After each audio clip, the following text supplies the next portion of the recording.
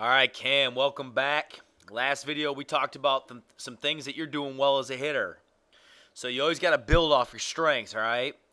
And now once you take those strengths, we got to figure out where you can improve.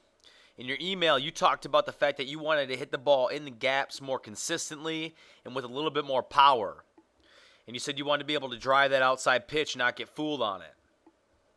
And there was one line in your email that was pretty interesting. You said that you don't quite think that you're there yet when it comes to hitting with power.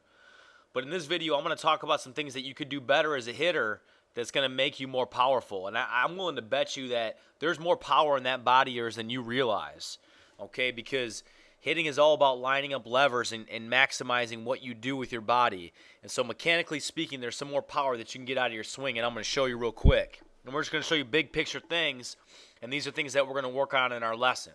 So we got Miguel Cabrera here on the right, and we have you on the left. The first principle we're going to talk about, okay, is balance. Now, when it comes to balance, you always want to keep your eyes, as you can see here with Cabrera, slightly in front of your belly button. Because if Cabrera was to turn his head and look at us, right, his head would be right in the middle of his body. If you don't have that balance, you're not going to be able to hit with power. Okay, so if you look here on the left-hand side, you can see right now that your eyes are slightly in front of your belly button. So you're starting out in a balanced position, which is great. Now let's take a look. We talked about in the last video how a good hitter like you and like Cabrera will create a negative move.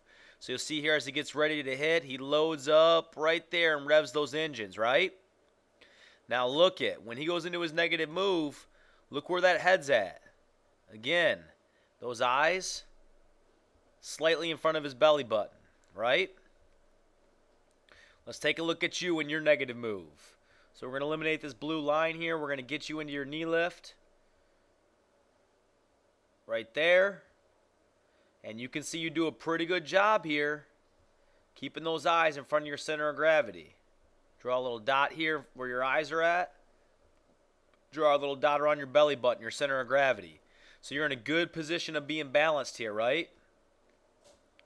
Now let's get Cabrera into his positive move. And he wants to stay balanced as he moves forward and attacks the pitch. And when this front toe lands right here, right, it's go time.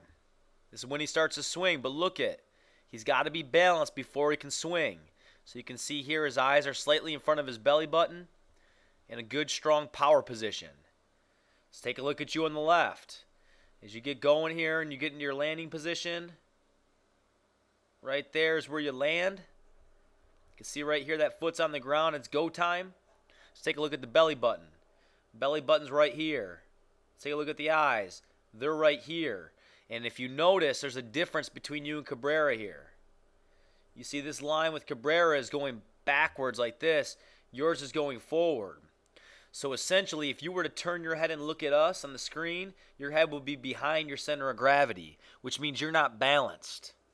So the first thing that we have to do to make sure that you don't get fooled on pitch is to make sure that you don't freeze or vapor lock on any pitch, to make sure you can drive any pitch you want to a gap, is to get yourself into a balanced position at the toe touch when your front foot lands and it's go time.